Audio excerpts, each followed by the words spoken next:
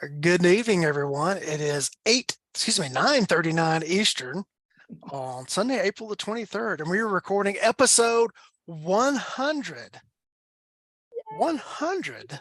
of that Weems guy. So for 99 other times, we've sat here and done this, and we're still doing it for some crazy reason, but we're going. And so tonight, or tomorrow when you're actually listening to this, but it won't be tomorrow when you're listening to this, it'll be today.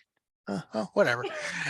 Whenever you're actually listening to this, our guests tonight are the Rangemaster staff or family, whichever you want to call it. All of the children have gathered together tonight without adult supervision.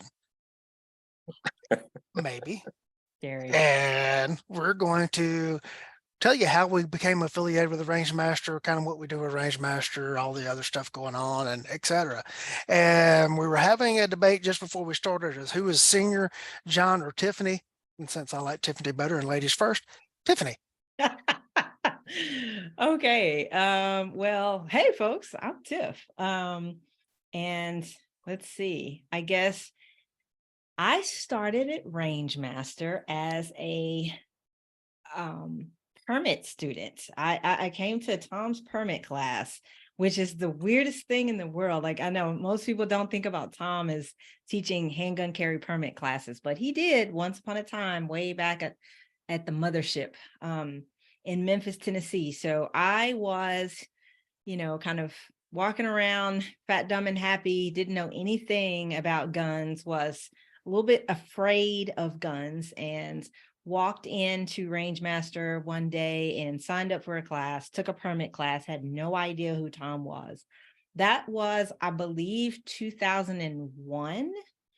So it was either right before or right after John Hearne came into the Rangemaster family. So we've been at this for right around the same amount of time, about 25 years, something like that. Carry the one. I don't know. You didn't tell me there would be math involved. So anyway, I took that class. In that 8 hours period, I kind of, a lot of things that were floating around in my head sort of got flipped 180 degrees. And I was shocked. I was not expecting that. I was floored. I was fascinated. I was in awe, and I was hungry. And I signed up for another class that day. I'm sure it must have been within, weeks of that I met Hearn, and he's been trying to get rid of me ever since. Now tell everyone why you showed up for that class. Oh, why was that? You tell me. Oh, come on. That you went to prove that all your anti-gun stuff that you thought you knew was correct. You're just gonna put me out there like that. Well, so yeah, there were two reasons. First, I was afraid, and I'm a control freak. So fear makes me feel out of control. So I didn't like that. So I was trying to get over this fear a little bit. That was one. But the other thing was I really was, Lee's right. I was convinced that guns were just a bad thing, that society would be better off if there were no guns. But I didn't know how to articulate that without just being emotional. And so I wanted to learn the right terminology, and I wanted to sound like I knew what I was talking about when I explained myself and my stance on guns. And so that's why I took the class. So yeah, it didn't turn out that way, actually. I thought I was going to go and become a better advocate for reducing guns ownership in society, and quite the opposite was true. All right. As you can see, our surprise guest has joined us, but we'll get to him in a minute. We now have adult supervision. I heard everybody sit up straight. That's right. John Hearne. Okay, hey guys, John Hearne here. So I moved to Mississippi at the very end of, I believe it was 2000. And prior to that, I'd been living in the Las Vegas metro area, working out that way as a LEO. I had kind of started down the training junking path. I actually went to Front Sight when they were still in Bakersfield. I can't remember if that was like 97, 98, 99 sometime. Back then, I know that this falling out with Chuck Taylor and Suarez had just happened, if you know your history at all. So I was well on the road to training junkiedom.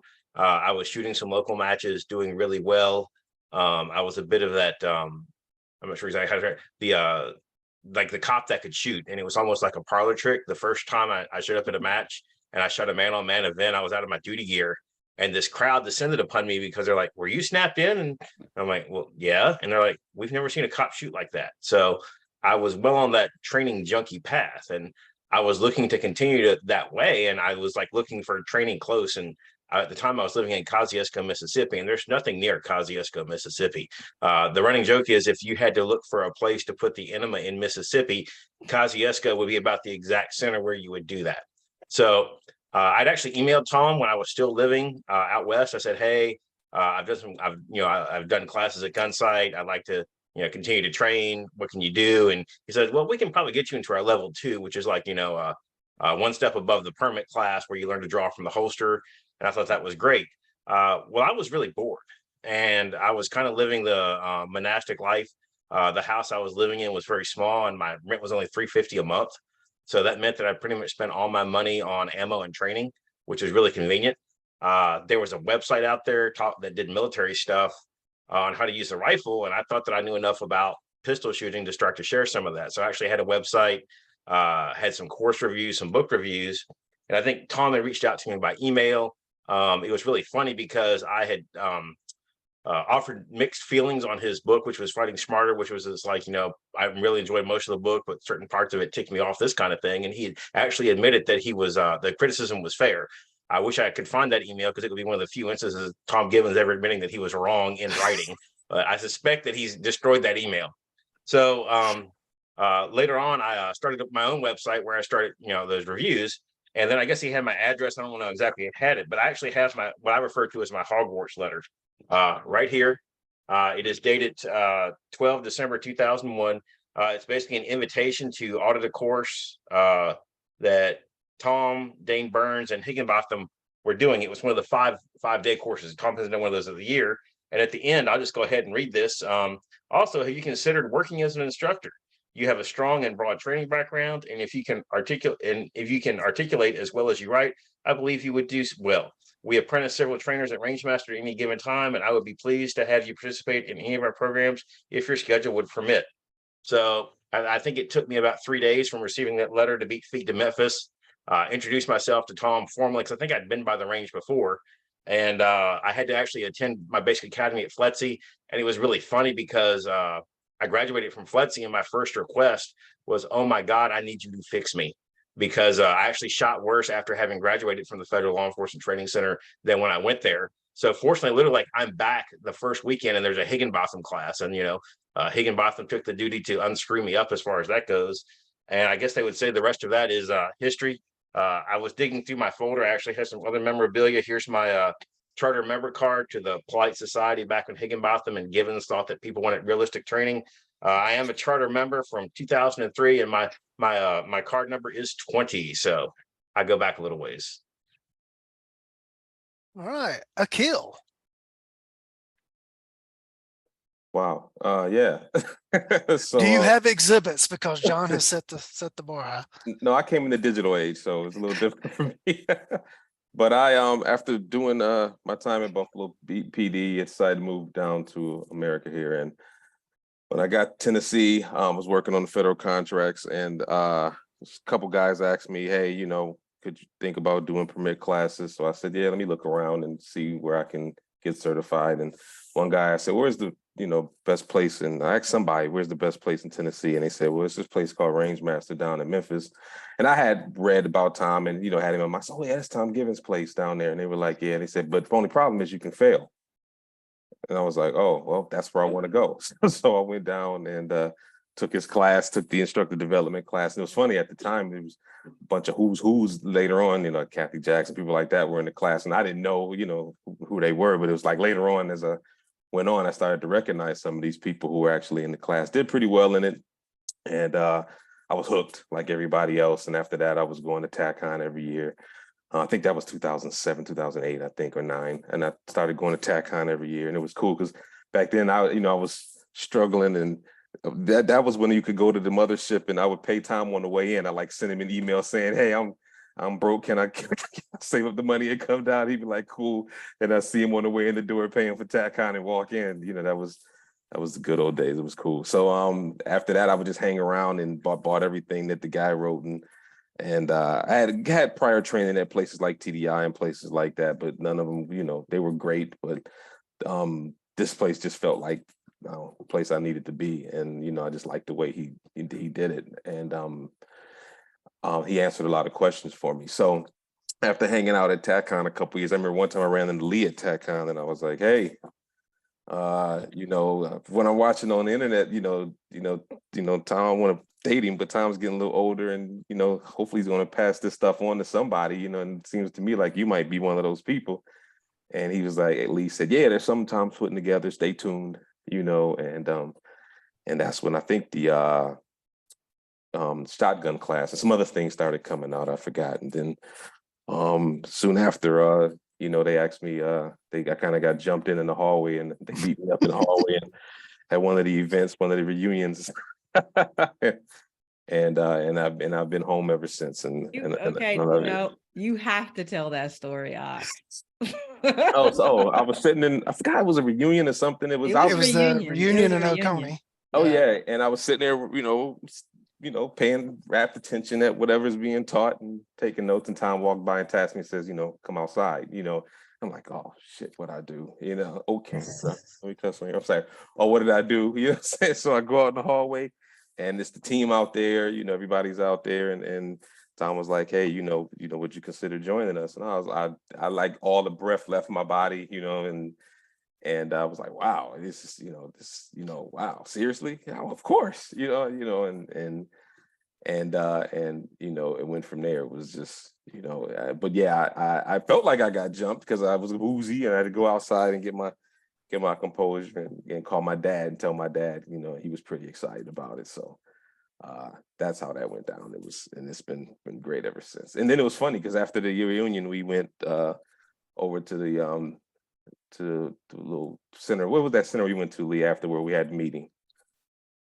The Emergency Operations Center at the Sheriff's Office. And then we had like a 2 or 3 hour meeting after the thing, and I was like, "Wow, this is the big, they serious."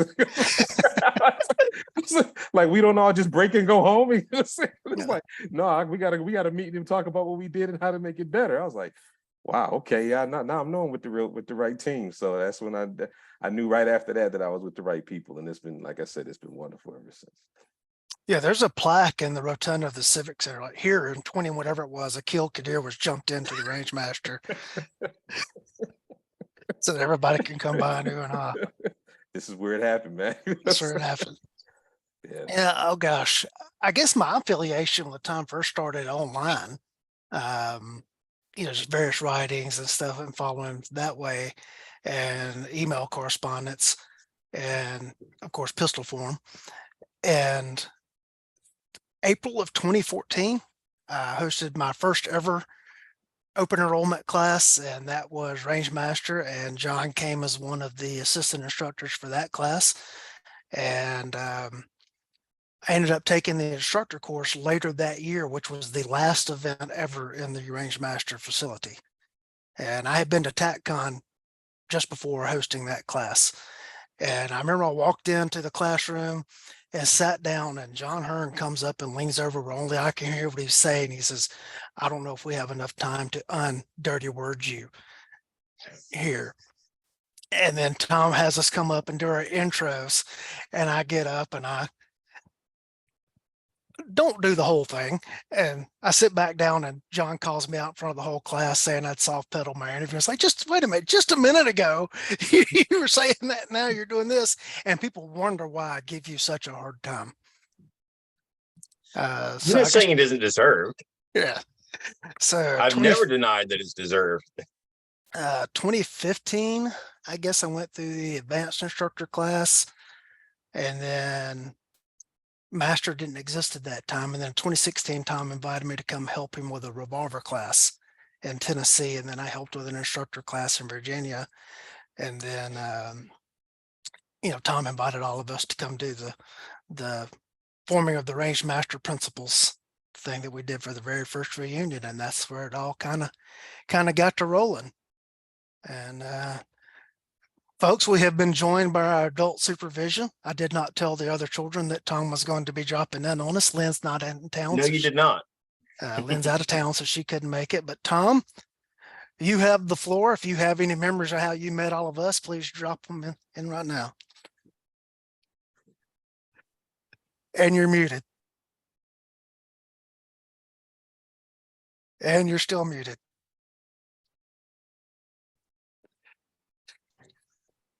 And without Tiffany there to get us technical work, Roy. Still muted. He had come off mute there for a second. Can't you unmute him, Lee? I asked him to unmute. So I'm on my screen, it's lower left-hand corner. Here. There we are. Go. All right.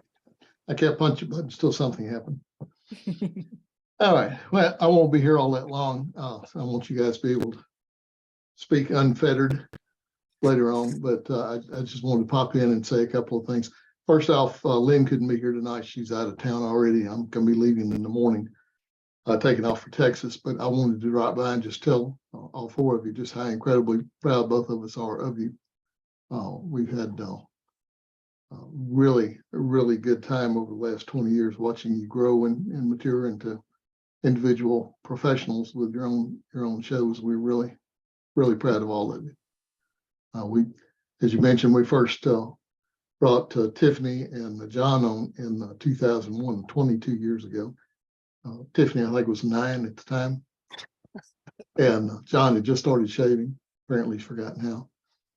And they were basically just kids, and we started working with them more and more. With both of them being there close to the mothership, came in an awful lot, taught classes.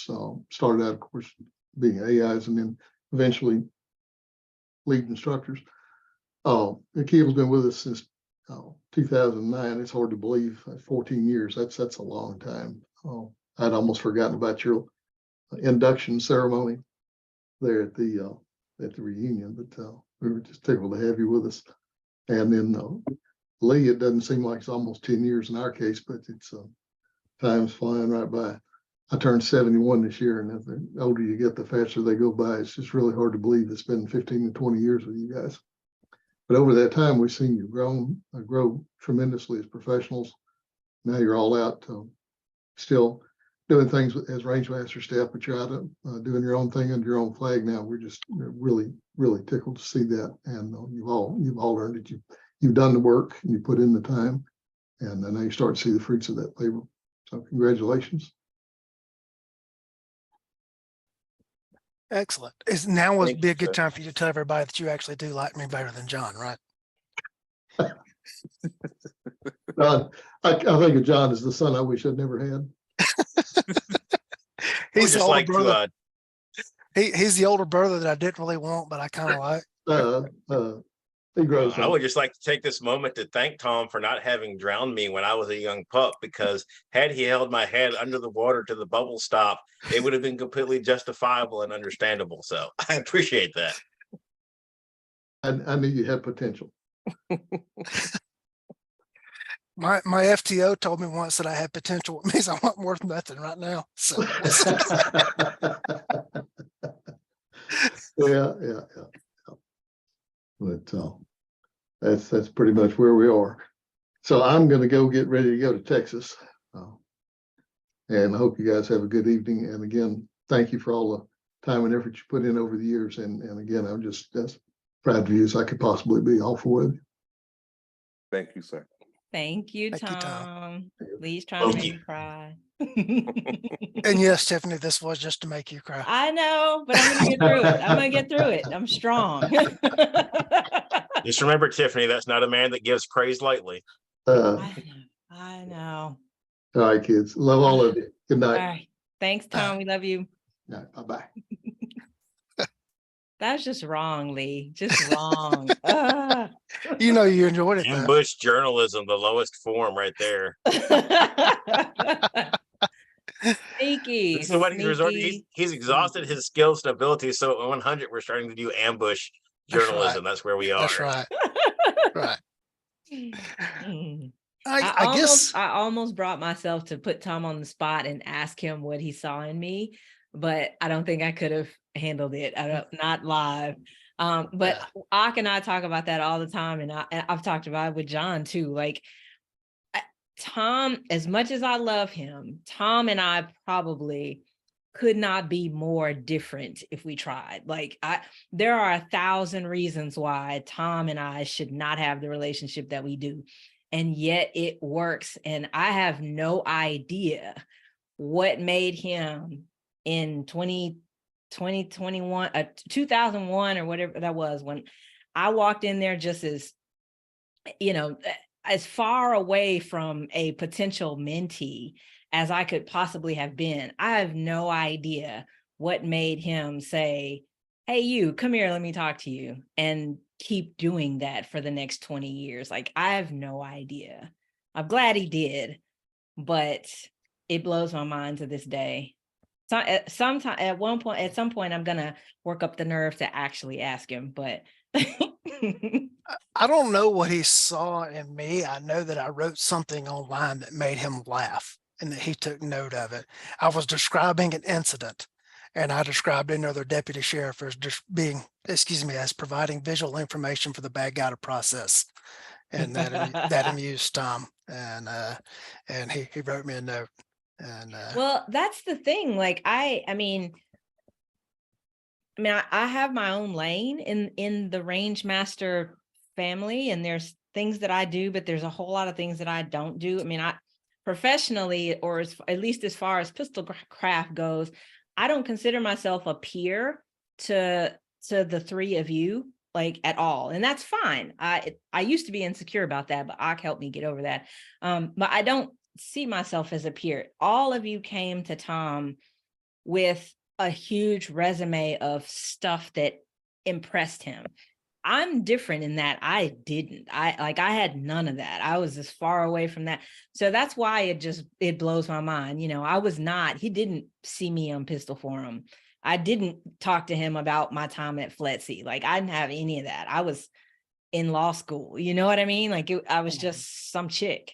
So it just, to this day, blows my mind. I don't know what it was, but I'm glad it happened.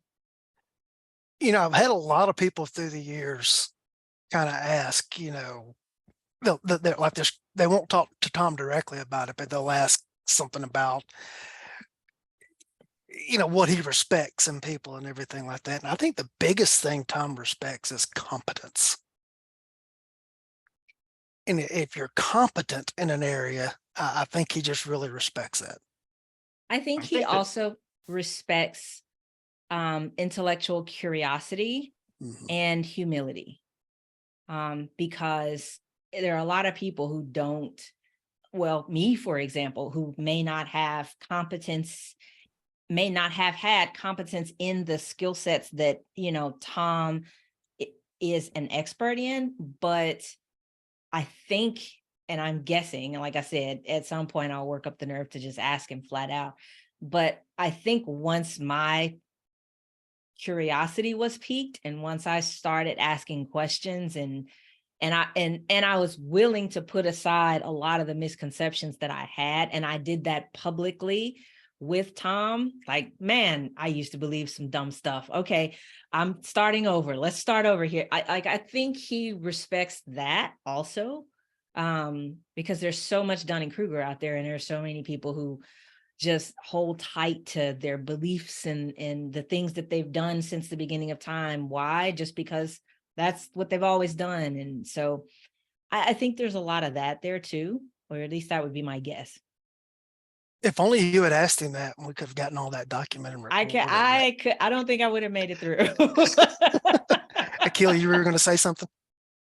Oh, I remember one time Tiff asked him, kind of joking, and he said, I got a good eye for talent, and which didn't mean anything. I was like, because I thought he came to me one day and he said,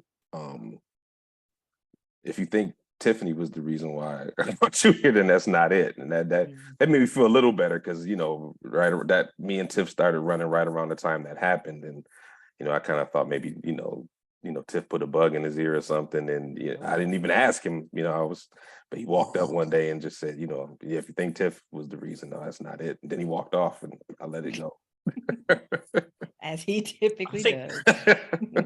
So that Tom is an ultimate, he loves confidence. Is, you know, Rangemaster has always been a brutal meritocracy. And while you may not have had the exact same skills in the same area as everybody else, the fact that you had high levels of skill that he could appreciate, I mean, that was huge.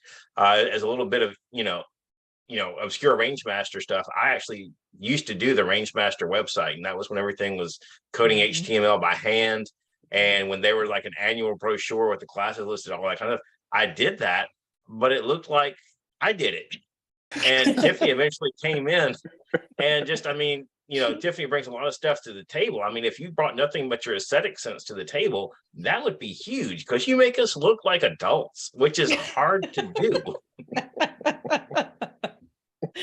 Well, thank you, bro. I can attest to that because it was, I remember the bad old days when I was doing my own websites and and it came along and she came along and told me yep, I'm gonna don't you do it, Ak, don't do it.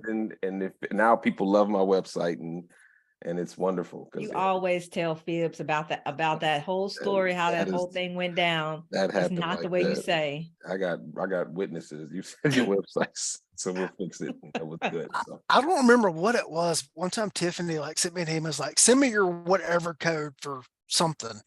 I'm like, what's that? And she LOL, and I'm like, no, Tiffany, I'm serious. What's that? I had no idea what she was asking for. She said, oh, well, you right click here and you hit this and you do it and all. Oh, well, okay, I can do that.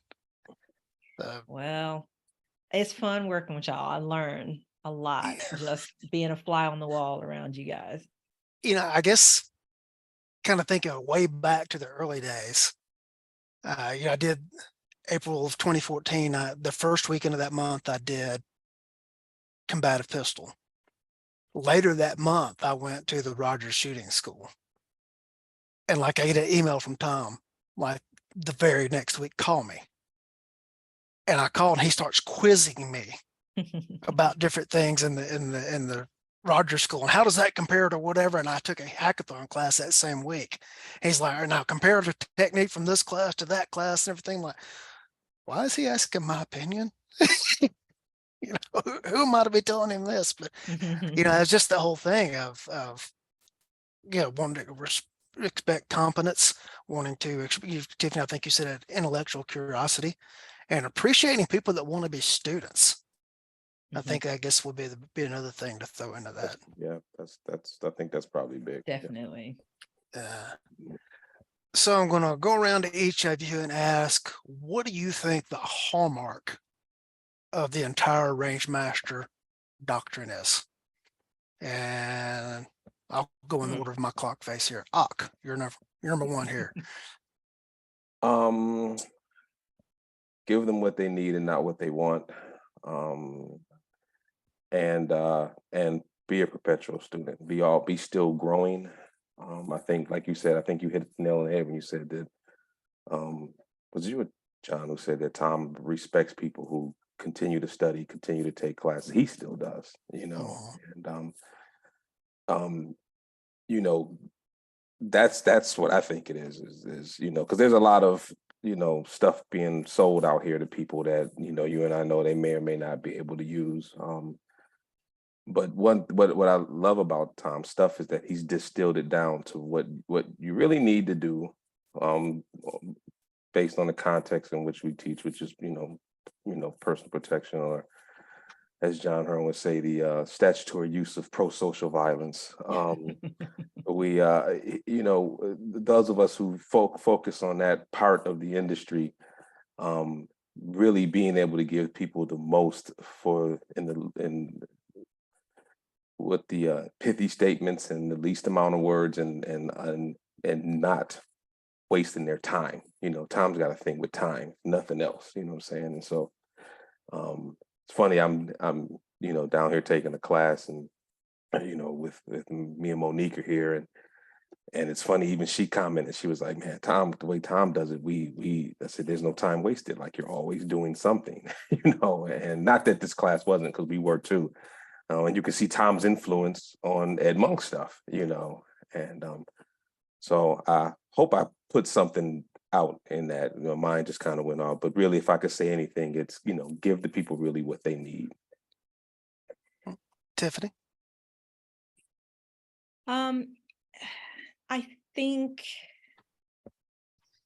gosh, there's a couple of things, and I started thinking of more as I was listening to Aq talk, but there's a story that Tom tells about how once a student of his commented that Tom, in his own way, gives his students permission to be pro-socially violent, gives them permission to demand their own preservation.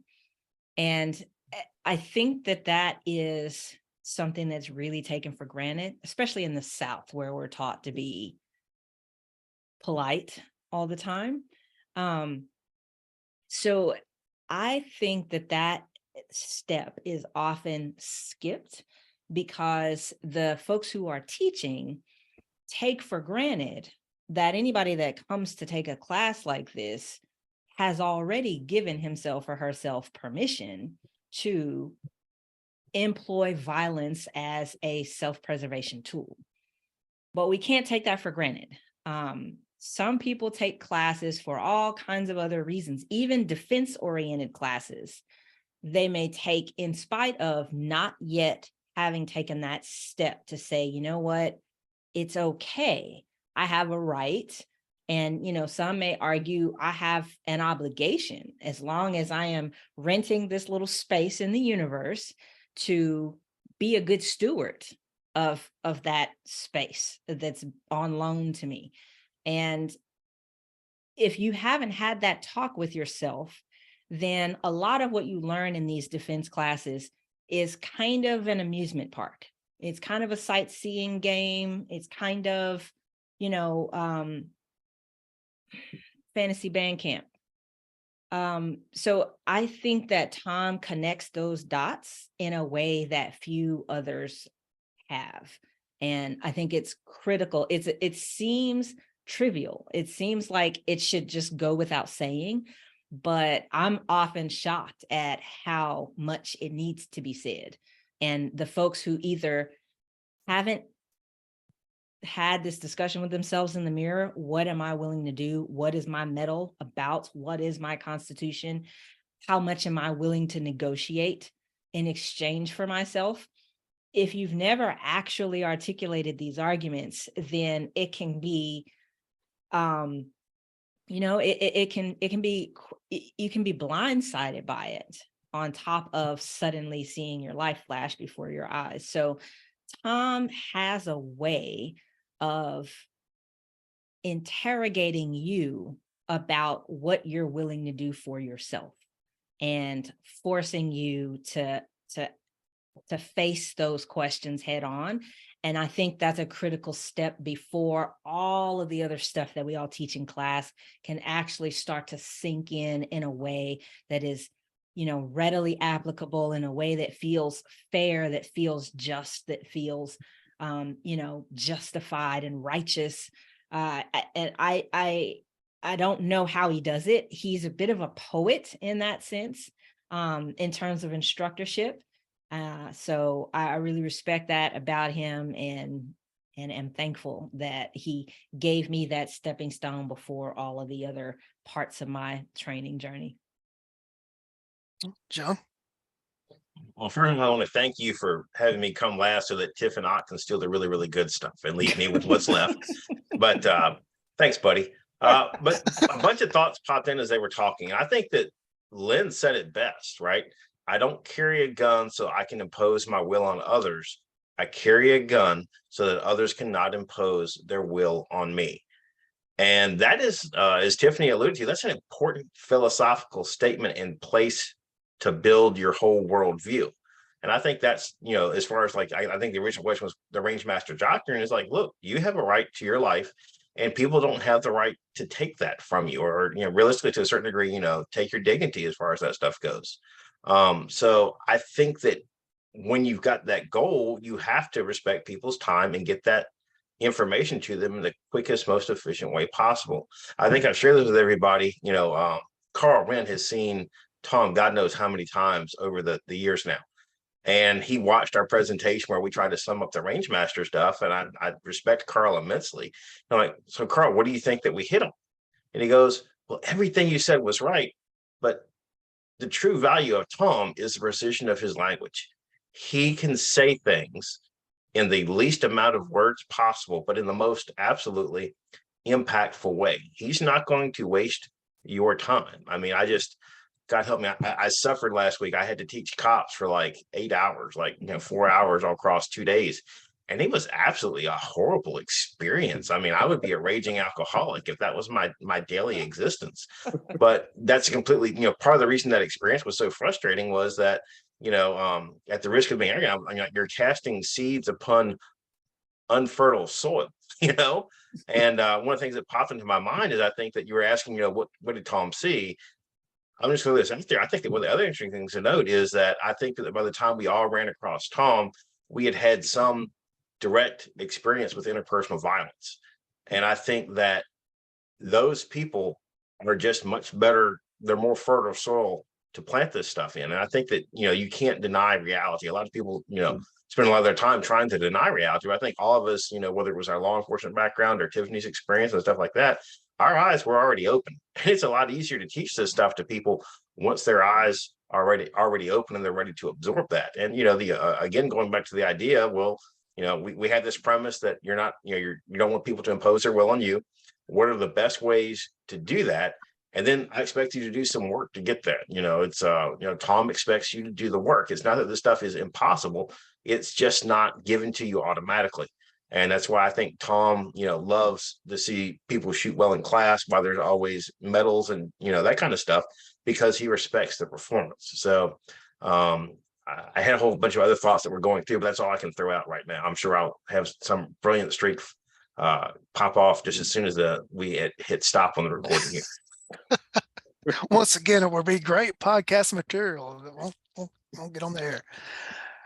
To me, that just kind of summing up what you guys have said is that it's all about the mindset, and it's accepting the fact that there is evil in this world, that you need to be prepared to deal with it, and that it is acceptable to deal with it. You have a right to defend yourself. You have permission to defend yourself and your loved ones. And, Tom, it's not about running the gun. It's about running your mind. And you can run a gun differently than he does, and he's not going to try to fix you or change you, as long as what you are doing works. Now, if what you're doing doesn't work, then please listen to the man. But if then Brian Eastridge called me after his first exposure to Tom in class, and he's like, "Hey man, we were shooting a drill and Tom just walked up, looked at me, looked at my target, looked back at me, nodded, and walked off. What does that mean?" And you did okay. It's all right. Just go on with the rest of your day, and it's fine. And he doesn't get back to that. It goes back to that line that he'll often use in class, which is, if at first you don't succeed, try doing like I effing told you to in the first place. Right. And, it's like I say, I don't run a gun the same way that he does. But he's never once tried to say, you need to quit doing that and start doing this, because what I'm doing is effective. And it's all about, the discussions are always about the mental aspect of it, how to teach it, how to convey that knowledge to people. It's not about they have to do it this exact way. It's they need to do it a way that works. And, I was reminded of a thing recently. A two-handed clearance technique on a closed front garment is a more sure sound way to do things. And it takes about a quarter of a second longer than that Nicky Neat one-handed clearance method, where you catch the shirt exactly the right way. that you flub more often than you do the two-handed clearance method. So Tom's willing to sacrifice that quarter of a second to do the method that's more sure. And that's kind of rubbed off on me, and that's kind of what, is imperviated my teaching style. And I just think it's not all about the clock. Now there's got to be competence, there's got to be measures, there's got to be skill involved. But sure sometimes beats, or most of the time beats, the neat new way of doing things, or whatever. And I think that's the hallmark, is the mental approach, the mental aspect of everything, more so than I guess it's the software more so than the hardware. Once, there are instructors that will give you mulligans when they're testing you in class. I think that Tom is very much aware that life does not provide any mulligans. You've got one chance to do this right. And it's going to be really, really important if you have to do this stuff, and you need to be able to do it I think of it as in the most robust way. We've got to balance speed and surety of technique, because you don't always get the two at the same time. Any of you have any other thoughts on those lines? All right. One thing that I've noticed, and Tom said for us to speak unfettered, so I'm going to speak unfettered. He and I have had this conversation. I think I've had this conversation with each of you individually, is, 2014, 2015, 2016, when I first was like getting immersed into it, the people that were coming through the instructor class had all also already gone through combative pistol.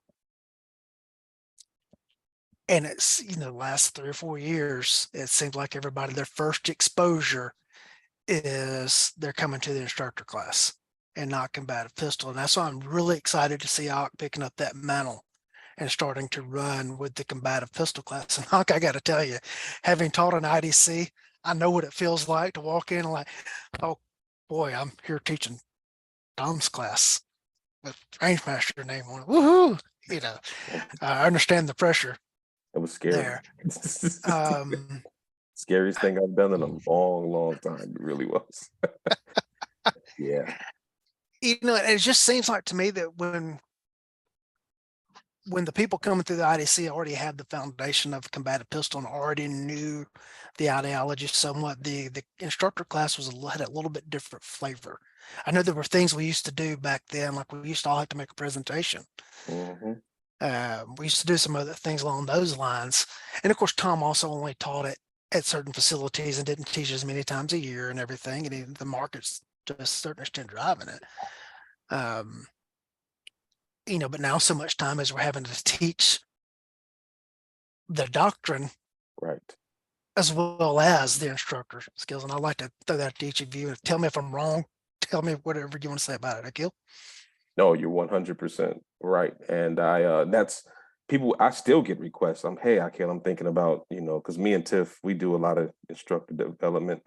And so, first thing they say is, okay, what next? We're like, hey, you need to start working up to the Rangemaster instructor course, instructor development course. And then the next question is, am I ready for it? And how do I get ready for it? And then my knee-jerk answer is combative pistol. The thing is Tom's only doing one a year, saying in Tampa, or wherever. And so I actually go take it, and go down there and take it, because I just think it's a brilliant class. And it's, it's a, great fighting pistol class, first fighting pistol class for somebody, and so I was, kind of on my own. I was starting, Tiff would tell you, I was starting to say, okay, let me start pushing this stuff out, because I was literally getting a lot of requests and I was trying to get people ramped up for it. I had 3 or 4, at this point, I think I got like 5 or 6 people that I've literally just working just to get them ready for the IDC. And so I said, I need to start doing this. And I was actually doing one when my version and then Tom called me in the middle of it and said, do mine. So I was like, wonderful, actually, because that's what I'd rather do anyway. So, but yeah, I see guys struggling with a lot of things, including the pace. One thing that people don't realize is Tom's pace is, until I realized, one day that it was actually that very little that Tom does is by chance. It was a conversation me and Tiff had a long time ago. I was like, man, it's something about these classes I can't put my finger on, and then it hit me. It's the pace of it. And so one of the things that I I'm going to be trying to do, and I did, and the one that I've done so far is try to mimic that pace, because a lot of times people get there, and I remember one guy who was pretty decent shooter, you know, in the middle of the class, he turns to me and goes, "I didn't know I was going to have to keep loading my gun and reloading my gun like this." Like that. I'm like, yeah, welcome to the suck. You know what I'm saying? It's just, you know, I mean, you know, but you know, so um, you know, we that's one of the things that, you know, as I started watching them closely and studying and looking at the history and how things have changed. 'Cause remember, there used to be a intensive pistol class. Remember, I took that one Mhm. too. Yeah, you know, which, you know, he doesn't do much anymore. And then I've actually gone back and gotten stuff from John Hearne and other people to look at the history of the class and how it's grown over the years from the mothership and stuff, so that I can kind of have a historical perspective on it. And it's, you know, it's I tell guys, IDC is actually teaching you, this is the class that is teaching you to teach to some extent. You know, me and Tiff teach, for example, we'll do an NRA class, NRA basic pistol instructor, and guys will call me and go or email me. We get it all the time. Hey, can I miss that class? And I go, nope. You know, well, I've got this and I've taught here and I teach at FLETC and I do this and blah, blah. I'm like, yeah, that's all nice, but this is the class that this certification is certifying you to teach. Don't you at least want to see what's in it? Because there's more than one way, one right way to do this stuff. And so they, you know, sometimes they come, and the funny thing is, after they come, they actually go, yeah, I'm glad I actually came and took the class. And so the one thing about the IDC is, if you're going to take it, I tell people that this is the class that Tom's actually teaching you how to teach to some extent, you know. And so now that people aren't taking it, yeah, things, you know, I'm noticing, you know, that they're not used to his way, you know what I'm saying? And so a lot of them get caught flat-footed, get caught off guard. We've seen people literally emotionally fall to pieces in that class as a result of it, I think, too. And I wonder, sometime I watched a couple people, that happened to a couple people, and I wondered, had they taken, you know, been able to take combative pistol first Mhm. and been exposed to it, maybe they would have, you know, or taken it once or twice or three times, and they would have been a lot more prepared, you know, for the IDC. So so yeah, my hope is to, you know, to get people ready, you know, for what's coming. And now that he's not doing as many of them, you know, hopefully be able to do them just to get people ramped up and get them ready, so that they can fare better and understand more and learn more, because they're not, you know, the fire hose is turned down a little bit, maybe, if they've already got some exposure to some of this stuff, you know, meaning this is not the first time they've done the casino drill. They've actually been exposed to it once. So now they can get a little bit more understanding of why he's doing what he's doing with that, you know, and the value of that particular drill. So that's my hope going forward. But I've noticed that we also had a conversation with that with combative pistol, and with the differences in the demographic of TacCon even, which I guess is a whole other subject. So Tiffany. Yeah, I agree. I think I wish that everybody could take combative pistol, at least combative pistol, before taking IDC. And if anybody listening to this or watching this is considering IDC and wondering, like I said, am I ready? My advice would be, try to find some way to acclimate yourself to Tom's teaching style first before you go to IDC. Because if you're trying to both learn what he's teaching and also orient yourself to his teaching style at the same time, to his pace, to the way he talks, to his low voice, if you can't hear him, if you're not used to his accent, you know, all of this other stuff that can be distracting, then you're going to miss out on all the golden nuggets that are just embedded throughout that class. And you really want to clear as much cognitive space in your brain for that class as possible, because he really does pile in, you know, 5 days worth of stuff in a 3-day class. So if you're spending the entire first 4 hours, you know, trying to understand what he's saying, or figure out why he talks so fast, or figure out why his breaks are so short, or what, you know, whatever, all this kind of ancillary stuff, you really are doing yourself a disservice, and you're not going to get as much out of the class as you otherwise would. The other thing that I would say, though, is, you know, what I'm seeing now in IDC more than back in the day, if I can put it that way, is folks who are just not only not acclimated to Tom, but not a part of the culture, more broadly speaking. Like they are either they work at a gun store, or they are dabblers, or they're curious, or they just got their permit. We've had some people in IDC who just got their permit, and while I admire the ambition, I just don't know that it is a good strategic use of time if your ultimate goal is to become a better instructor. So it would be like me deciding that I'm going to learn how to drive, and therefore my next step is to compete in the Indy 500 or something like that. Like, that's not a good way to learn how to drive. So if you're interested in honing your skills as an instructor, but you've never taught a class, or you've only done one-on-one privates, I would suggest, number one, find a way to apprentice somewhere so that you can get the reps in. I mean, I apprenticed with Tom for 15 years or something like that before I ever even thought about leading a class as the primary instructor. Like, it just didn't occur to me. So when I see people come to IDC who just got their permit, I don't understand that mentality, because it never would have occurred to me. Now maybe I'm just not as ambitious as other folks. I don't know, that may be a character flaw of mine. But it depends on why you're doing it. If you're doing it just because you like training and you want to get some rounds downrange, and you've heard of this guy named Tom Givens and he's pretty cool, and you want to test him out, okay, that's fine. Take the class, but also don't be disappointed if you feel like you didn't get as much out of it as you had hoped to.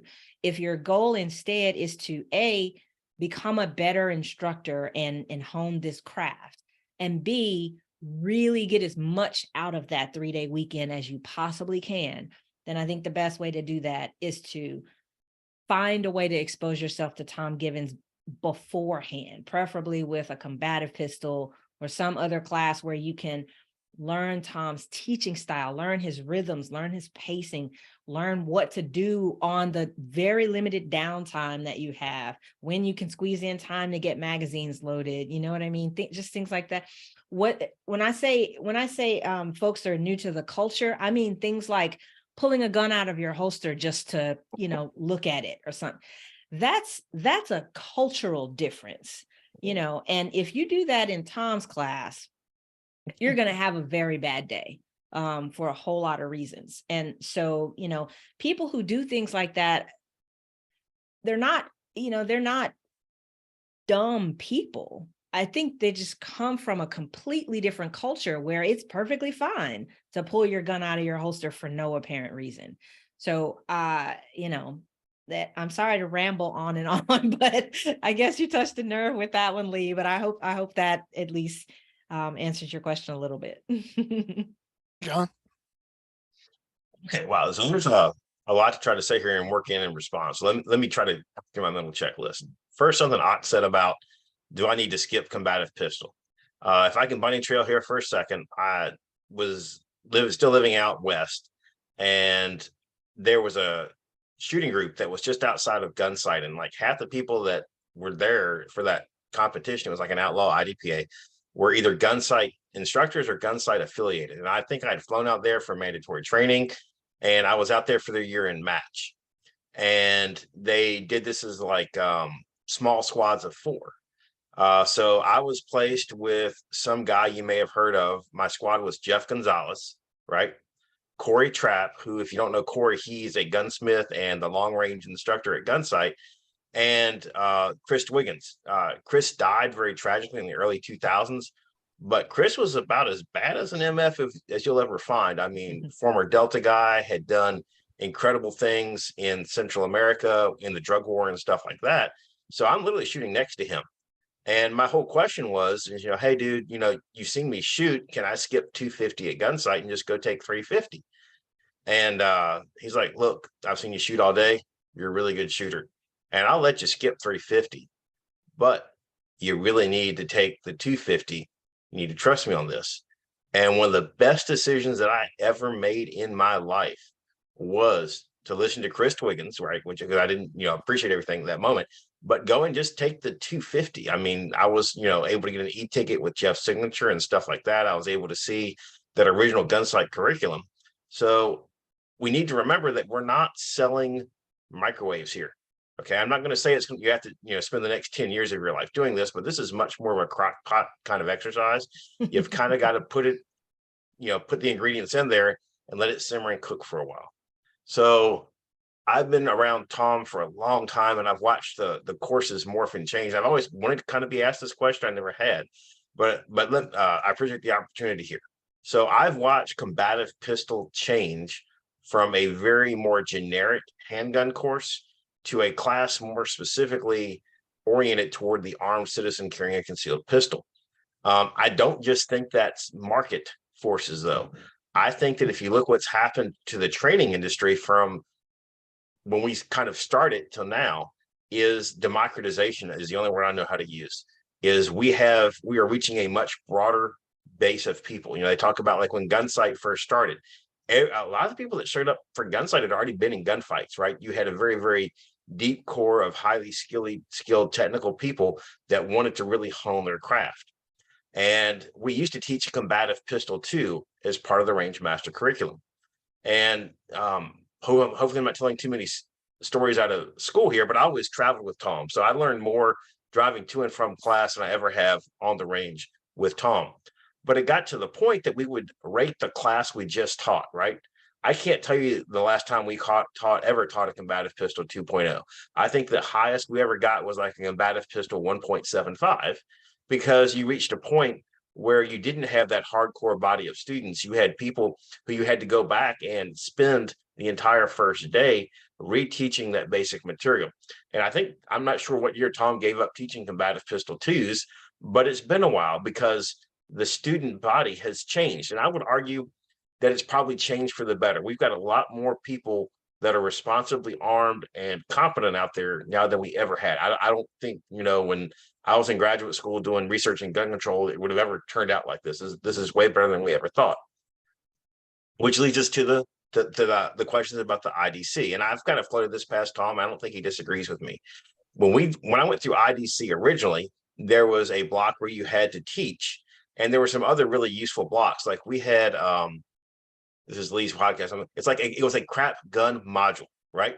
He took out and like in every booth, put the world's crappiest gun there for you to have to shoot and try to understand, so that you could articulate to your students why the 32 revolver with the 15-pound double action trigger pull was a horrible choice, right? And we've lost the teach backs and we've lost the weird gun drills, and they all have value. But it comes back to this, is that we're having to take students that don't have the same background that I think some of the original students did. And I don't think this is an unfair statement at all. IDC as it exists and is being taught currently is basically combative pistol 1 with more classroom instruction as to why we're doing this stuff, because students knew why we were doing this stuff before they came here. And I think that's why, to get to the point of this, combative pistol, attending it beforehand is so important, is it's a huge shortcut. If you've already been through combative pistol 1, you understand all the material that's being taught, and you can start worrying about fine tuning and finesse and paying attention to the lectures on adult education. So I can definitely see where IDC has changed, but I would say it's a change for the better because we're reaching a different demographic. With that said, it's a bit naive to have just barely picked up the pistol and go to that class and expect to do well. I mean, it is a class that you can fail. I mean, I think we're running still about 15%, which doesn't sound so bad till you realize that's like 1 in 6. Okay, so I mean that you not passing this class is totally a possibility on the table. So I can't even remember what the original question was, but I mean, I definitely think that IDC has changed. It's changed for the better.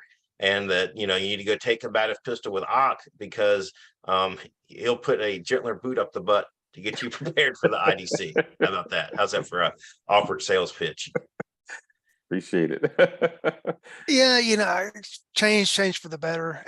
I won't argue the negative on that because I understand why it has changed and what it's doing now.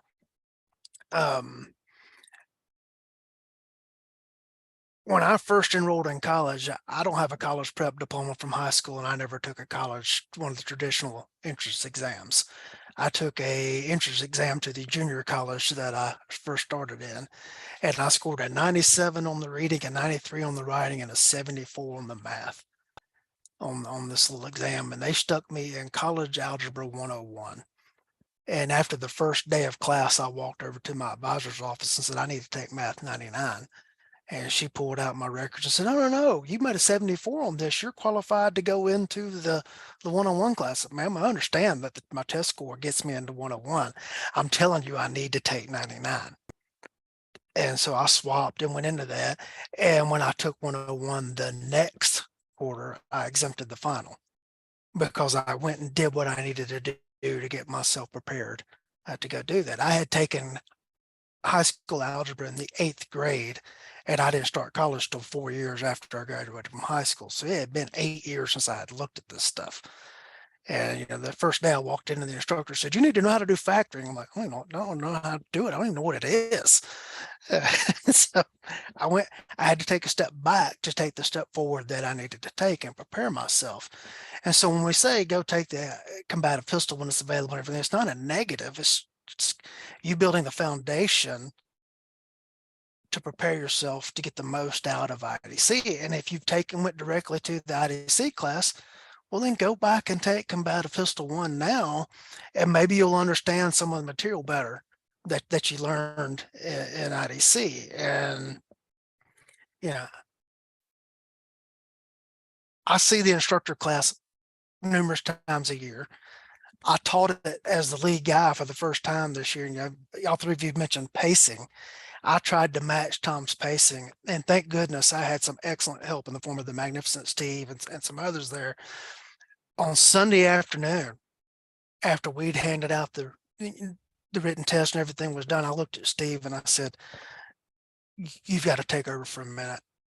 I'm shot. Give me a minute. And Steve took over and did all the math on who got the high award and all that kind of stuff. Of course, thankfully he'd already done a spreadsheet and it was all entered in all that stuff too. So if I had to sit there at that point and add up all that stuff and run the class averages and everything, I was fried. I think we'd have been toast there for a little while. So how he manages to do that as a one-man show on the road so often.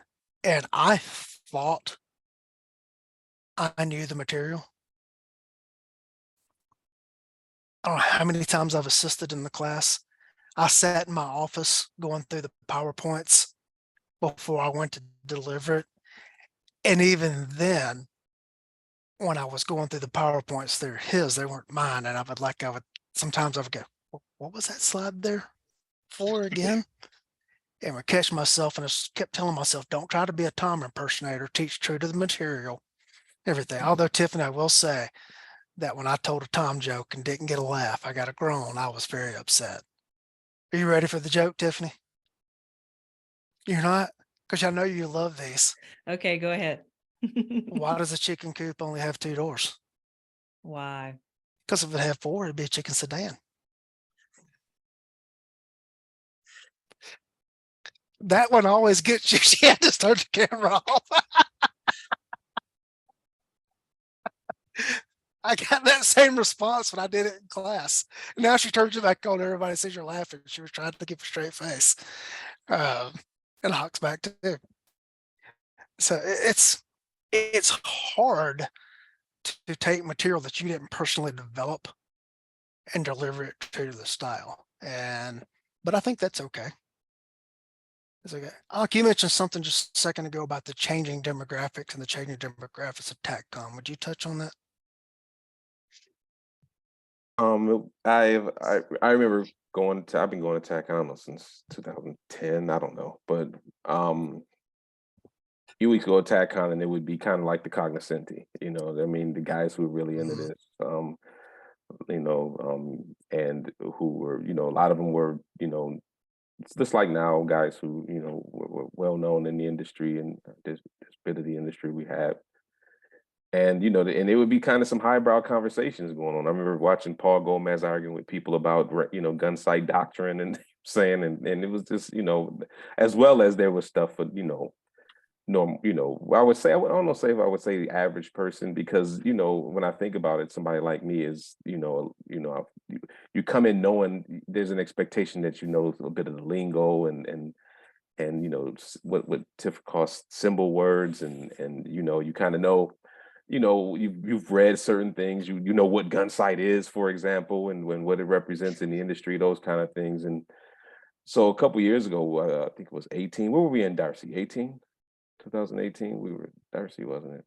Darcy was 17 and 18, I 17 think. or 17, 18. 17. And that was the first time I started helping Tiff and Martin out. And I remember looking, and there was some nice ladies walking by with the little trailers that, little wagons that they have, and they all had on Mardi Gras beads. and I remember turning to Tiff, and I think it was Tim Reedy, and I was like, wow, the demographic at TacCon has changed. You're starting to see, things that we didn't see at TacCon before. I mean, there was a time when everybody had on the photographer's vest and khaki pants and certain shoes, and we had the uniform on, and it was kind of the club. And I'm watching now, people come there, at TacCon who don't even carry a gun. I'm actually had to walk people down to a certain bay and get a gun in the holster on their body so that they could attend TacCon, and or people calling me before TacCon going, hey, I don't have a holster for my gun, and so it's different. And I've watched it, I remember that was the same year that there was people were getting there at 5 o'clock in the morning for Gabe's class, and I had to watch Gabe change his class for who he had in the class, because the people weren't there. If Gay would have taught a class at TacCon in, I don't know, 2009, 2010, you wouldn't have worried about the people in that class being, up to par to at least learn from it, or being able to participate in it. And I watched Gabe actually have to change the class, which a testament to Gabe's, skill as an instructor, but that he actually had to change the class to fit who he had in the class, and I was like, wow, things have definitely changed. And that's not a negative. No, I think it's great. I mean, there's a lot more people at TacCon now too.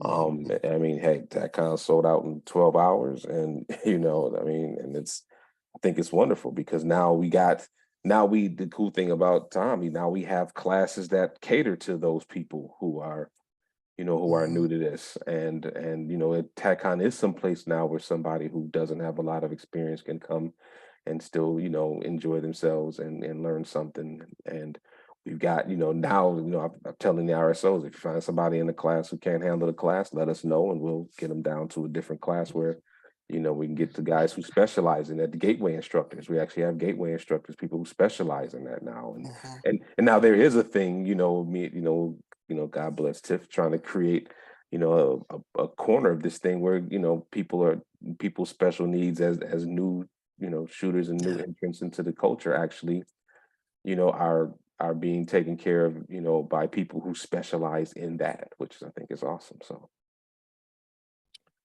Yeah, I think that goes hand in hand with what John was talking about too. As the circle grows and the tent gets bigger, more people find out about it and they want to come be a part of it. And it's not the same. And this is a good thing. It's not the same group standing around. We're not all at choir practice. Right. We've actually got people in the pews now. And I think that's a good thing. Tiffany, last year, 2023, TacCon was 60% first timers. And we're 37% first timers coming up for 24? Yeah, it wasn't quite 60, but it was a big chunk. I don't remember the exact number. I'd have to pull it up. I'm not as prepared as Hearn is, unfortunately. But You are, Tiffany. but yeah, I think it was in the 50s. It was right around half. It was first timers in 23. And what do you think? What impact do you think that has on the event? It changes the event for sure. But I don't think, I mean, I agree with Ak and with you, Lee. I don't think that these changes are necessarily a bad thing. Right. What would be a bad thing is if Tom's original vision for TacCon were to be extinguished by an onslaught of folks who TacCon was never meant to accommodate. That I don't think has happened. I think those same people that Tom wanted to gather together, those like-minded folks who could network, who could swap those war stories and talk, high talk about gun site history and all the things that Ox said he overheard, way back in the days when TacCon was at the mothership. That stuff can still happen and does still happen at TacCon. So I think it's great. But if we can bring more people in who can do exactly what Ock did, which is kind of hang out on the edge of the water hole and hear this stuff and, see that, hey, all of these people who shoot like John Hearne, they're just regular folks. I think that is essential to the overall health of the Second Amendment, because if people like Hearn or people like Ock or people like Lee or people like Tom, if you guys end up staying in this bubble and the perception grows that, hey, they're them and I'm me, and there is a gulf between us and ne'er the two shall meet, that would be the death of the Second Amendment. I think it would be fatal to our rights. So it has to go back to the term that Hearn used, it has to stay democratized. It has to stay accessible to everybody, not at the expense of the people who are, who are hardcore enthusiasts, who are there all about the history and everything. Certainly not at their expense. They are the gatekeepers, but we definitely need to make sure those gates stay open and have folks come around and say, holy crap, listen to all of this history, all of this expertise, all of this wisdom floating around, and then decide, I can sit in a room with Hearn, Weems, and Gelhaus and hear you guys nerd out about stuff that I could never dream of knowing, and decide for myself whether I want to pursue that knowledge or not. And either way, whatever my decision is, I'm all the better for it. As opposed to my having the impression that, well, TacCon is just for people like Weems and Gelhaus and Hearn, and I don't belong, so I never afford myself the opportunity to make the choice. So I think that TacCon being open to a whole bunch of different types of folks, different experience levels, different backgrounds is a good thing, and I'm excited to see it. And I think that with the IDC being more and more what Tom has offered is he's trying to create a whole field of competent instructors that actually go out and are teaching people what they need to know versus some of the diploma mill certifications that are out there. And I understand why that's happening. Now, the purist in me wants to see they should know all the combative pistol stuff before they come to the IDC, but I also understand that's just not possible as well. Right.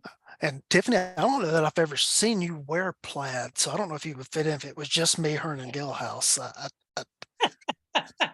I will Horrified to make it think happen. what kind of event that would be. I really am. I will find some plaid to wear. Sure. I'll throw this out here as an interesting comment on TacCon. I think TacCon as it's shaping up is a great credit to Tom's original vision. So we go back to the idea that, I'm carrying the gun not to impose my will on others. Just for instance, the fact that you've got the heavy engagement in the Brazilian jiu-jitsu and the people interested in the empty hands. There are places in this world where you cannot, if you're an ordinary person, you can't always carry a gun.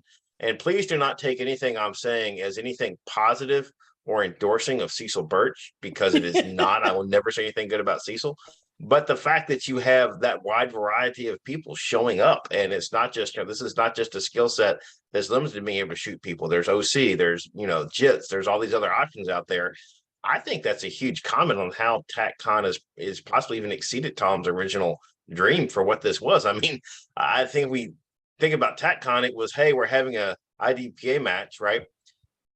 IDPA matches are notorious as time sucks waiting for stages. We might as well have somebody talk between the stages. I think that was the genesis of TacCon. So I think it's great that we're where we are now.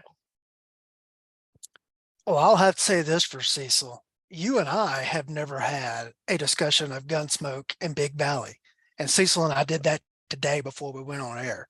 So at least he can hold up that end of the conversation, Hearn, where you were lacking. Hey, Lauren Green, Battlestar Galactica. That's about my contribution right there, man. Sorry. I will spare Hey, Tiffany the I knew that nerding out Lauren that Green was about on there, to- dude. Cut me some credit. I will spare Tiffany the nerding out that was about to happen. All right. Now, the traditional progression through the Rangemaster instructor ranks was there was basic and advanced, and then Tom created the master instructor class to give people another level to go to continue improving and to continue learning more. And the reason to take basic and advanced is so you can go to the master class and get the 4-hour lecture on the evolution of firearms training, because it's worth it just to get that far.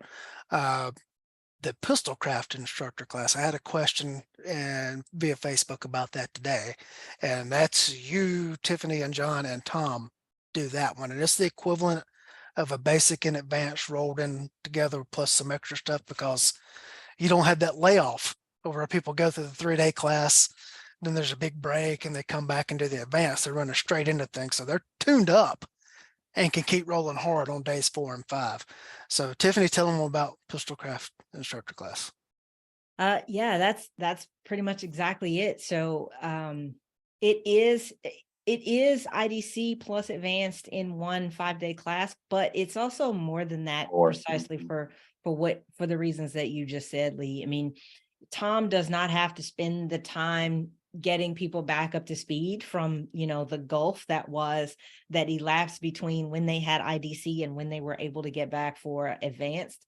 So just not having to make up that time gives us another half day, if not a full day of time spend doing, a full day doing other stuff. So I think that protective pistol craft, even though it's 5 days versus IDC's 3 and advances 2, I think protective pistol craft is much more instruction than just IDC plus advanced. It's a great class if you're able to do 5 days of training in a row. So yeah. John? Well, it just there's extra blocks in there because we pick up a full day. I've got 4 hours of I do a 4-hour version of who wins, who loses, and why. There's like a legitimate, low light shooting for the armed citizen that's tacked in there. Plus, Tiffany's teaching her material as well. So it's like an extra, it's basically manages to, it really is an extra 6th day of training there that you would not otherwise get. And I know we're doing it in Arkansas. That's a great little venue there. You can there's nothing there to distract you. So you can totally focus on the material being presented. That's true too. Did you have any comments on that class? No, I just nothing other than what they said. You get more. Do we do any gateway stuff in that TIFF? I think we did the AI material. And That's fine. Tom actually ended up changing the lesson plan a little bit to give us more time, because it went so well and we got so many questions, and it ended up swelling. Our 2-hour block ended up swelling up it was crazy. So that was our contribution, me and Ak, last time. We'll see how that goes this time. I guess I'll just have to say, what party?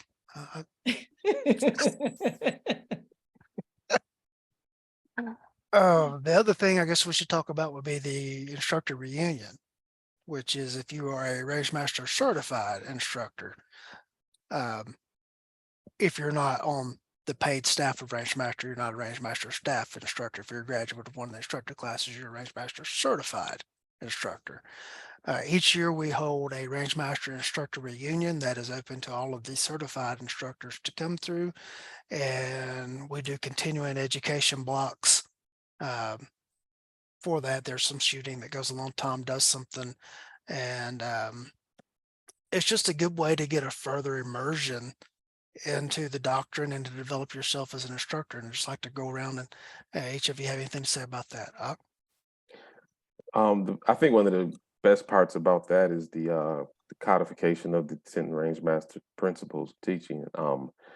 And you can kind of glean a lot of that if you take all the classes and get up to the master level. But we do a whole presentation on it, and it kind of really puts things into gives you some structure to it. And when I first saw them, you guys are brilliant for putting that stuff together. And when I saw it, I was like, this is exactly why I became a part of this team. Is because of this, that a lot of things get talked about and discussed and bounced around, but the fact that you guys were actually able to codify and say, hey, this is what separates us, this is what makes it good, this is what we need to be about, this is what separates this from the rest, I think is awesome. So if you don't come for anything but that, I think that's it's well worth it for that alone. Tiff? I'd have to agree. I mean, for anybody that's not familiar with the reunion, the 10 principles are now, I think, probably solidified as sort of the bedrock of the instructor reunion, and we build everything else around the 10 principles. You don't get the 10 principles in IDC or in any of the other instructor classes. They may get touched on tangentially, but at instructor reunion, we do a full block on the Rangemaster 10 principles, and they are I mean, Lee, you touched on this earlier, but Tom is certainly not dogmatic about any of the things that he teaches. He's open to, different things working well for different people and not working for others. So that's not what the 10 principles are about. It's not dogma. Instead, it is a set of standards, really, a set of kind of metrics by which we in the Rangemaster School gauge what training should be prioritized as having having the potential for the biggest returns, the whole 80-20 rule thing, and which goes back to what we were saying earlier about Tom and his elegance and how he just has this knack for shaving it down to exactly what you need and not an ounce more, but also not an ounce less. That's essentially what the 10 principles are. How do we get the most out of training as everyday folks? And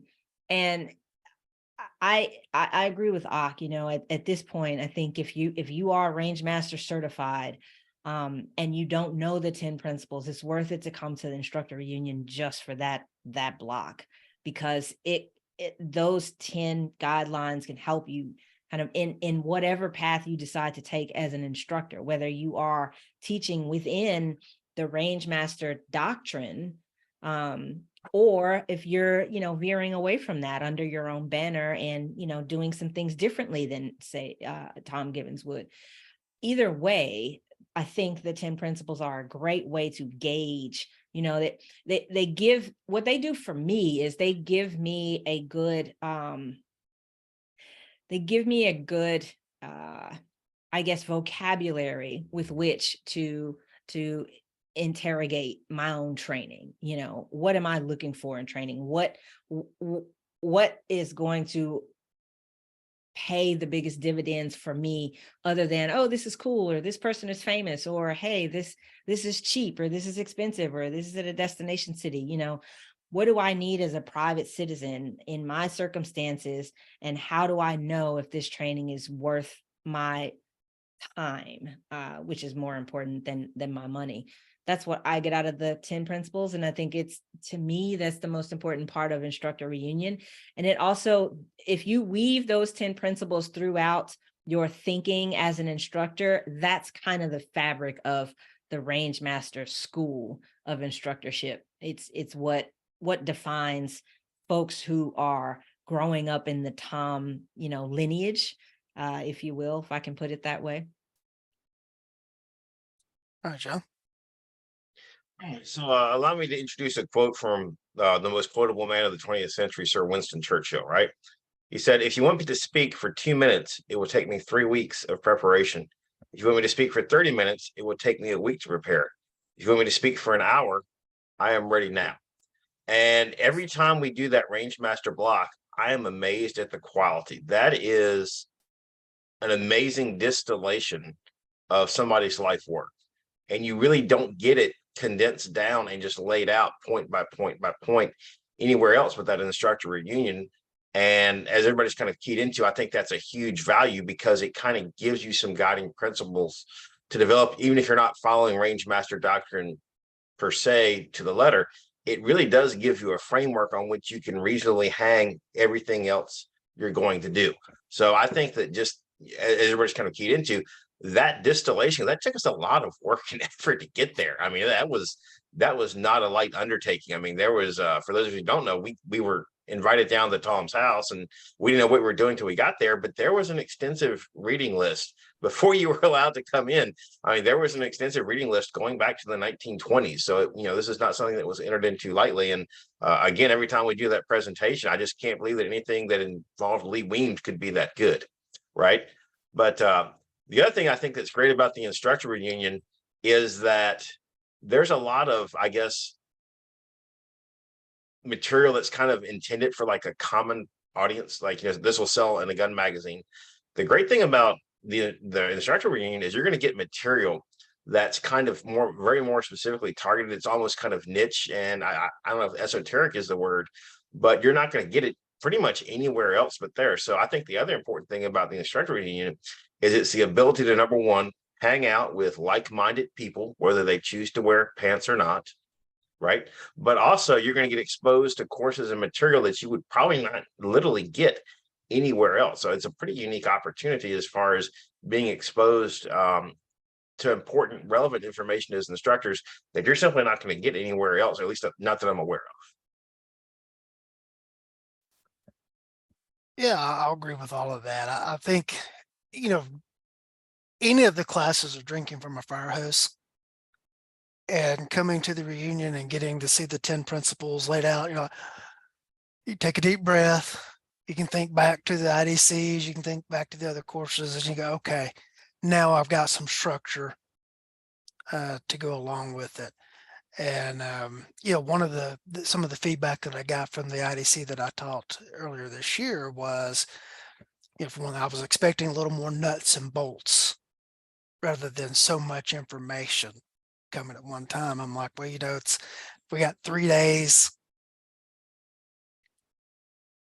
The IDC's kind of to prepare people to give the information they need to be taken forth to their students. You can come to the reunion and get the 10 principles and kind of get more of a nuts and bolts on how to do that. John? Well, I think that's this is what people don't get about Tom, is people expect to show up and get a lesson plan, and you just show up and you do these things. And that has never been Tom's instructional methodology or anything like that. He actually expects critical thinking as far as this stuff goes. So, people might express that, upset where the nuts and bolts and stuff like that, but he's giving you principles. And the great thing about principles is they don't change. And it's far more useful than getting a canned lesson plan that is either going to remain as dogma and eventually become antiquated and outdated and useless, or simply changes with the whims of whatever the tactical guys are doing. So I think that approach of giving you principles and providing you with information to make your own informed decisions is what kind of separates the Rangemaster program from a lot of other material that are being offered out there, especially, a lot of what Tom's competing with are canned programs that provide exactly that. But, for the people that can actually engage in some critical thinking and actually care about this at a deep level, I think it's a huge value as far as that goes. All right. Is there anything that I should have asked you guys about that I didn't ask you about that you would like to discuss? Hearn, who's your favorite Rangemaster kid? That's a 3-way tie between Tiffany, and Tiffany. Good answer. How about that softball? Look at that. Yeah, and there are other things that I might be willing to share, but they are only going to be what's the word? Posthumously delivered is I will only tell some secrets at that point. Fair enough. All right, we'll go around for closing thoughts and anything you've got coming up that you would like to let the audience know about. Akil? Thanks for having us, man. This actually ended up being one of the more fun podcasts I've done in a while. Thanks. And now I'm doing them pretty regularly, which I'm grateful to be able to do that. And you guys have a lot to do with that. And thank you for helping me with that. I'm fortunate enough that Tom's allowed me to teach the combative pistol, and we're doing it, different places over the country. Please come see us, have a good time with us, and especially if you're thinking about taking the IDC, and I mean it, it's really going to help you. I really believe it will. Other than that, Tiff and I have got our gateway stuff going. We're doing some stuff in Florida and Texas later on this year, and I think we've actually got more putting up for Nashville in the summer, in the air conditioning of indoor ranges and classrooms. So please come, see and hang out with us. We have a good time with that. So I think, and the Rangemaster reunion is coming up too. So guys, if you're a Rangemaster instructor and you haven't been to one yet, you really should come. You'll have a great time, we promise. Tiffany?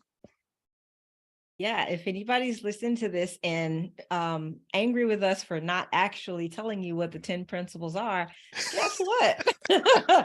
We will tell you in Whitehall, Arkansas in August. Yeah, exactly.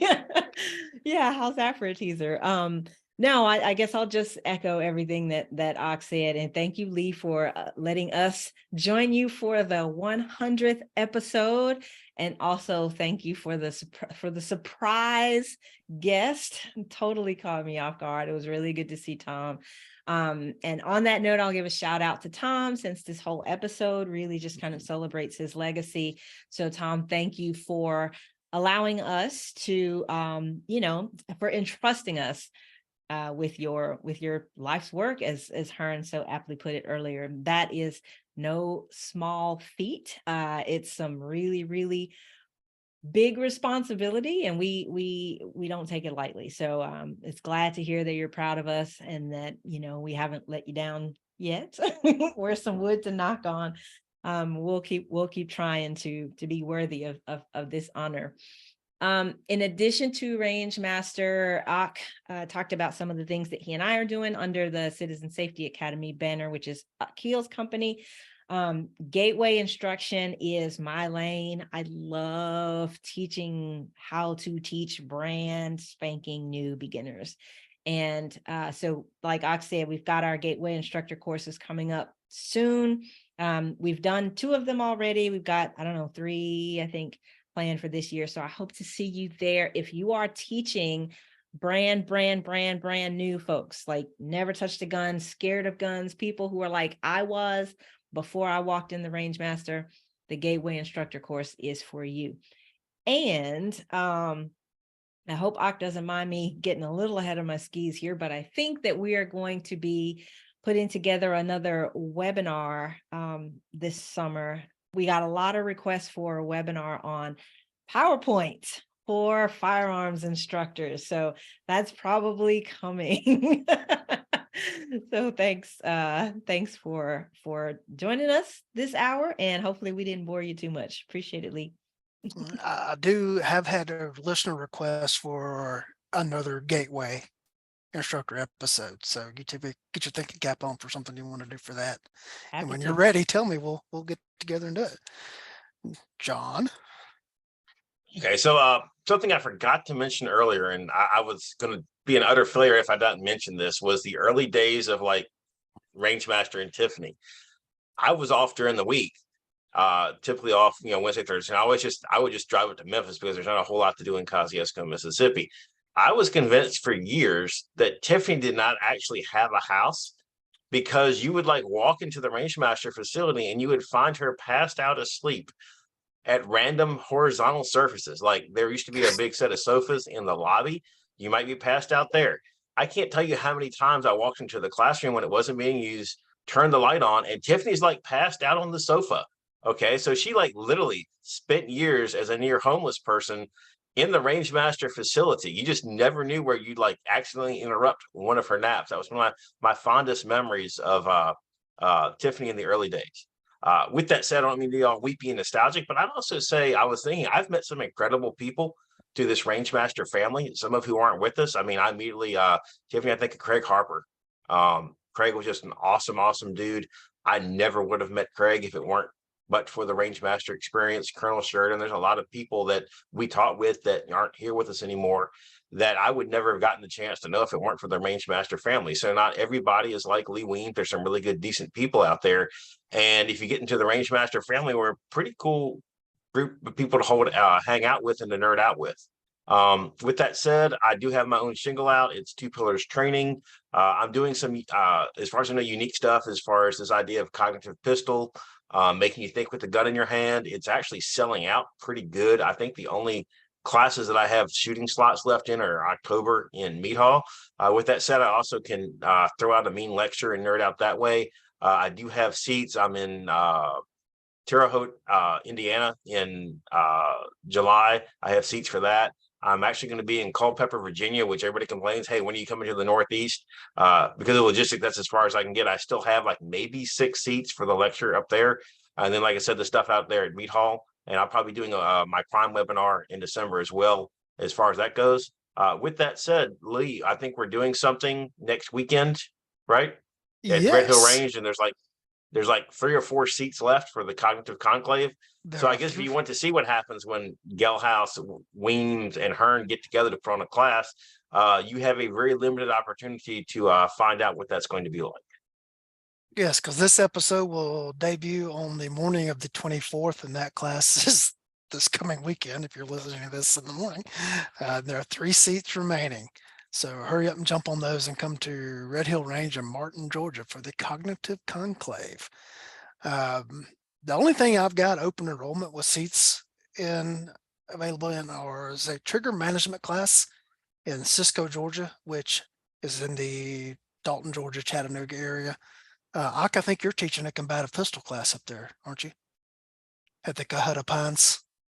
Yes, and I think late May 27th, and there's a few seats left in that one, just a few though. So Yeah, I've got a class booked up there in September, and it's completely open. Nothing's sold in it yet. Everything else I've got sold out or contract classes, other than the 3 seats remaining in the Cognitive Conclave for this weekend. And I guess that just about wraps it up because we've been going a good while here. Wait, I have something else to say. Okay. Can I say something else? Absolutely. All right. So I spent my last little spiel thanking Tom, and I mean that from the bottom of my heart. But I would be remiss if I didn't also thank you guys, my brothers. I appreciate everything that you've done for me over the years to help me grow. And like I said, I'm from a different world from the 3 of you, and you could very easily have said, who is this little wannabe? Get away. The grown people are over here talking. And none of you did that. You all totally embraced me, and it means the world to me. So thank you. And I'm going to stop because, I'm going to stop right there. Thank you. Well, Tiffany, if we'll associate with Hearn, we'll associate with anybody. It's a low bar.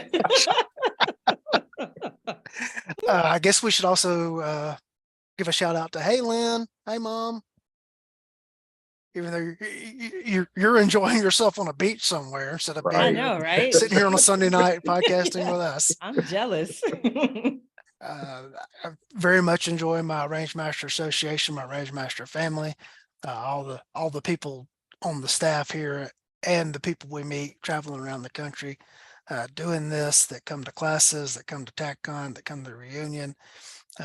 It truly is more than just a business relationship. And I'm very much appreciative of that. And, we've lost some along the way, and I miss them too. And, that's the way of the world, though. But if you're listening to this, come on out and join us. And, your most important asset is your time. Thank you for choosing to spend it with us.